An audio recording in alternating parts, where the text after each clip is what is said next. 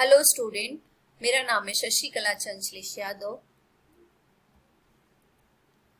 आज मैं आपको हिंदी लोक भारती 10वीं कक्षा का पाठ 3 वाह रे हमदर्द, इस पाठ को घनश्याम अग्रवाल जी ने लिखा है। उनका जन्म 1942 अकोला महाराष्ट्र में हुआ था। जो महाराष्ट्र में रहते हैं उन्हें पता है कि अकोला एक जगह है।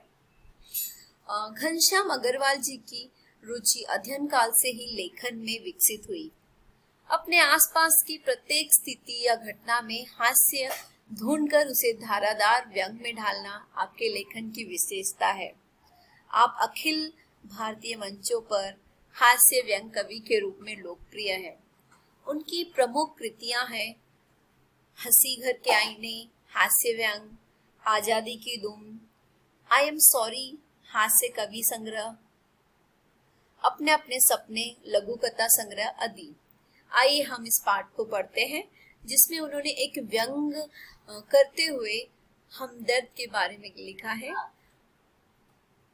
उस दिन जब मैं पूंजीवादी और समाजवादी अर्थव्यवस्था पर भाषण सुनकर आ रहा था तो सामने से एक कार आ रही थी। भाषण के प्रभाव से मेरी साइकिल को अधिक जोश आ गया। कार को भी गुस्सा अधिक आया।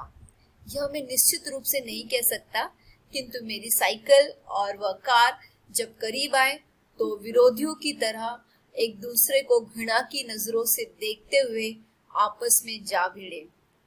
मैंने खामखा पूंजीवादी और समाजवादी वाद के झगड़े में टांग अड़ाई। फलस्वरूप मेरी टांग टूट गई। दुर्घटना के बाद आज भी इंसानियत कायम है, यह सिद्ध करने के लिए कुछ लोग मेरी तरफ दौड़े। यहाँ पर लेखक का एक्सीडेंट हुआ है और वो अपना अनुभव यहाँ पर बता रहे हैं। आँख खुली तो मैंने अपने आप को एक बिस्तर पे पाया। इर्द गिर्द कुछ अपरिचित चेहरे खड़े थे। आँख खुलते ही उनके चेहरों पर उत्साह की लहर दौड़ गई। मैंने कराते हुए पूछा, मैं कहाँ हूँ? हम देखते हैं कई बार कुछ लोग बेहोश हो जाते हैं और जब आँख खोलते हैं तो वो पूछते हैं मैं कहाँ हूँ। उसी तरह लेखक का भी एक्सीडेंट होने के बाद वो पूछ रहे हैं मैं कहाँ हूँ। आप सार्वजनिक हॉस्पिटल के प्राइवेट वार्ड में हैं। आपका एक्सीडेंट हो गया था, सिर्फ पैर का फ्रैक्चर हुआ है। अब घबराने की कोई बात नहीं है। एक चेहरा इतनी तेजी से जवाब देता है, लगता है मेरे होश में आने का वो इसीलिए रुका था, होश में आने के लिए ही रुका हुआ था। अब मैं अपनी टांगों की ओर देखता हूँ। लेखक जो है अपनी टांगों की ओर देखते हैं। मेरी एक टांग अपनी जगह पर सही सलामत थी और दूसरी टांग रेत की थैली के सहारे एक स्टैंड पर लटक रही थी। मेरे दिमाग में एक नए मुहावरे का जन्म हुआ, टांग का टूटना, यानी सार्वजनिक हॉस्पिटल में कुछ दिन रहना। सार्वजनिक हॉस्पिटल का ख्याल आते ही मैं कांप उठा। अस्पताल वैसे ही एक खतरनाक शब्द होता है, फिर भी यदि उसके साथ सार्वजनिक शब्द चिपका हो तो समझो आत्मा से परमात्मा के मिलन होने का समय आ गया।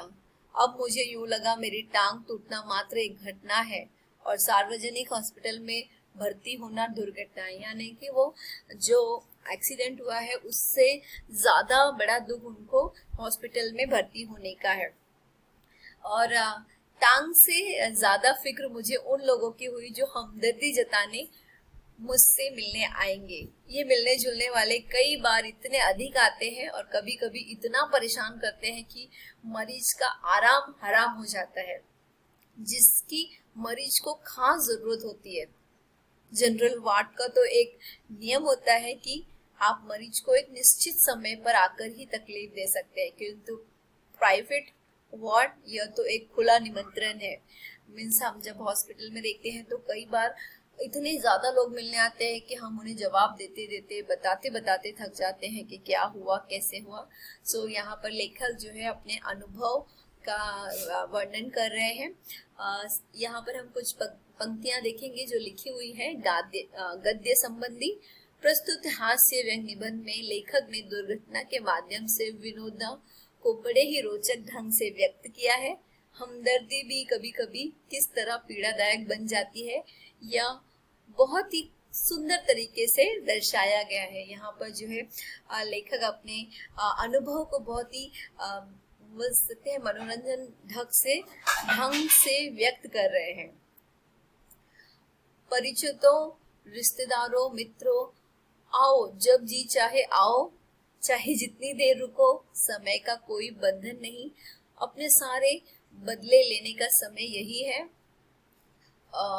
बदले का बदला और हमदर्दी की हमदर्दी। मिलने वालों का ख्याल आते ही मुझे लगा मेरी दूसरी टांग भी टूट गई। यहाँ पर जो है लेखक अपने विचारों में बातें कर रहे हैं। और मुझसे मिलने के लिए सबसे पहले वे लोग आए जिनकी टांग या कुछ और टूटने पर मैं कभी उनसे मिलने गया था। मानो वे इसी दिन का इंतजार कर रहे थे कि कब मेरी टांग टूटे और कब वे अपना एहसान चुकाएं। इनकी हमदर्दी में यह बात खास छिपी रही थी कि देखा बेटा, वक्त सबका आता है। दर्द के मारे एक तो मरीज को वैसे ही नींद नहीं आती, यदि थोड़ी बहुत आ भी जाए तो मिलने वाले जगा देते हैं, खासकर वे लोग जो सिर्फ औपचारिकता निभाने आते हैं। इन्हें मरीज से हमदर्दी नहीं होती, ये सिर्फ सूरत दिखाने आते हैं। ऐसे में एक दिन मैंने तय किया कि अब आज कोई भी आए मैं आंखें नहीं खोलूंगा, चुपचाप पड़ा रहूंगा। ऑफिस के बड़े बाबू आए और मुझे सोया जानकर वापस जाने के बजाय वो सोचने लगे कि यदि मैंने उन्हें नहीं देखा तो कैसे पता चलेगा कि वे मिलने आए थे। अंत उन्होंने मुझे धीरे धीरे हिलाना शुरू किया। फिर भी जब आंखें नहीं खुली तो उन्होंने मेरी टांग पे हिस्से को जोर से दबा दिया। मैंने दर्द के मारे कुछ चीखते हुए जब आंख खोली तो वे मुस्कुराते हुए बोले, कहिए अब दर्द कैसा है। यहाँ पर उनके जो बड़े ऑफिसर आते हैं वो भी ये सोचकर आते हैं कि हाँ मैं मिलने आया हूँ, वो बताकर जाए। यहाँ पर कुछ बातें लिखी हैं, हम पढ़ेंगे। सार्वजनिक हॉस्पिटल में आकर किसी मरीज से उसके अनुभव सुनिए और अपने शब्दों में सुनाइए। मतलब आप किसी हॉस्पिटल में किसी से मिलने जा सकते हैं और उनका अनुभव सुनकर अपने शब्दों में वर्णन कर सकते हैं। मोहल्ले वाले अपनी फुर्सत से आते हैं, यानी कि आपके आस पड़ोस के लोग भी मिलने आते हैं। तो यहाँ पर लेखक अपना अनुभव बता रहे हैं कि उनके मोहल्ले से कुछ लोग मिलने आते हैं। उस दिन जब सोनाबाई अपने 4 बच्चों के साथ आई तो मुझे लगा कि आज फिर कोई दुर्घटना होगी। आते ही उन्होंने मेरी ओर इशारा करते हुए बच्चों से कहा, ये देखो चाचा जी। उनका अंदाज कुछ ऐसा था जैसे चिड़ियाघर दिखाते हुए बच्चों से कहा जाता है, ये देखो बंदर। बच्चे खेलने लगे, एक कुर्सी पर चढ़ा तो दूसरा मेज पर। सोनाबाई की छोटी लड़की दवा की शीशी लेकर कथकली डांस करने लगी। रप रप की आवाजों ने मेरा ध्यान बटाया। क्या देखता हूँ कि सोनाबाई का एक लड़का मेरी टांग के साथ लटक रही रेत की थैली पर बॉक्सिंग की प्रैक्टिस कर रहा है। मैंने इसके पहले कि उसे मना करता, सोनाबाई की लड़की ने दवा की शीशी पटक दी। सोनाबाई ने एक पल लड़की को घूरा, फिर हंसते हुए बोली, भैया पेड़े खिलाओ, दवा गिरना शुभ होता है। दवा गई समझो बीमारी गई। इसके 2 घंटे बाद सोनाबाई गई और यह कहकर कि फिर आऊंगी, मैं भीतर तक कांप गया। कुछ लोग तो औपचारिकता निभाने की हद ही कर देते हैं, विशेषकर वे रिश्तेदार जो दूसरे गांव से मिलने आते हैं। ऐसे में एक दिन एक टैक्सी कमरे के सामने आकर रुकी। उसमें से निकलकर एक आदमी आते ही मेरी छाती पर सिर रखकर औंधा पर रोने लगा और कहने लगा, हाय तुम्हें क्या हो गया, कार वालों का सत्यानाश हो। मैंने दिल में कहा कि मुझे जो हुआ सो हुआ, पर तू क्यों रोता है, तुझे क्या हुआ। वो थोड़ी देर मेरी छाती में मुंह गड़ाए रोता रहा, फिर रोना कुछ कम हुआ। उसने मेरी छाती से गर्दन हटाई और जब मुझसे आंखें मिलाई तो एकदम चुप हो गया। फिर धीरे से हंसते हुए बोला, माफ करना मैं गलत कमरे में आ गया था। आजकल लोग ठीक से बताते भी नहीं है। गुप्ता जी का कमरा शायद बगल में है। अच्छा भैया माफ करना कहकर वह चला गया। अब वही रोने की आवाज मुझे पड़ोस के कमरे से सुनाई पड़ी। मुझे उस आदमी से अधिक गुस्सा अपनी पत्नी पर आया, क्योंकि इस प्रकार रोता देख पत्नी ने उसे मेरा रिश्तेदार या करीबी मित्र समझकर टैक्सी वाले को पैसे दे दिए थे। हमदर्दी जताने वालों में वे लोग जरूर आएंगे जिनकी हम सूरत भी नहीं देखना चाहते। हमारे शहर में एक कवि हैं, श्री लपकानंद। उनकी बतुकी कविताओं से सारा शहर परेशान है। मैं अक्सर उन्हें दूर से देखते ही भाग खड़ा होता हूँ। जानता हूँ जब भी मिलेंगे 10-20 कविताएं पिलाए बिना नहीं छोड़ेंगे। एक दिन बगल में झूला दबाए आ पहुंचे। आते ही कहने लगे, मैं तो पिछले 4-5 दिन से कवि सम्मेलन में अति व्यस्त था।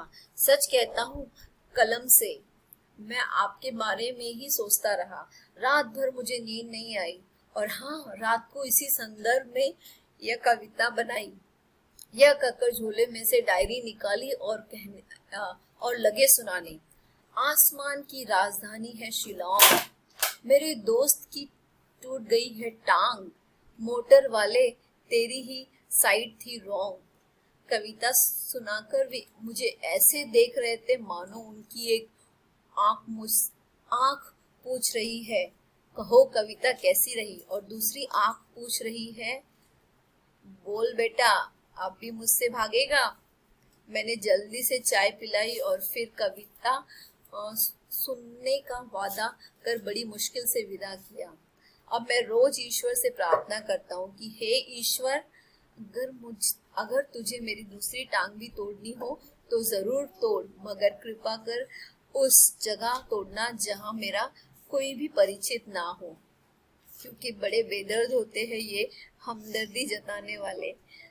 मुझे उम्मीद है कि आपको ये पाठ समझ में आया होगा। कई बार हम अनुभव करते हैं कि हमारे घर में कुछ भी घटना घट जाती है तो लोग आकर हमें इतने सवाल पूछते हैं, बार बार हमें वही बातें दोहरानी पड़ती है, जिससे हम बहुत परेशान हो जाते हैं। अगर कहीं किसी के घर में कोई दुर्घटना हो जाती है तो लोग आते हैं और उम्मीद करते हैं कि हम उनकी आवभगत करें, उनका सम्मान करें, उन्हें चाय नाश्ता दें। कई बार हम परेशान होते हैं और लोग हमें और परेशान करने आ जाते हैं। और यहाँ पर जो लेखक है उन्होंने ऐसी ही एक घटना का वर्णन किया है कि जब उनका एक्सीडेंट हो गया और जब वो एक हॉस्पिटल में भर्ती है, एडमिट है, और किस तरह लोग आकर उन्हें आराम करने नहीं दे रहे हैं, परंतु और उन्हें एहसान दिखा रहे हैं या और उन्हें की तकलीफों को बढ़ा रहे हैं। यहाँ पर एक संभाषणीय लिखा हुआ है, किसी सार्वजनिक या ग्राम पंचायत की सभा में अंगदान के बारे में अपने विचार प्रस्तुत कीजिए। ठीक है स्टूडेंट, आपको ये लेसन समझ में आया होगा। Thank you.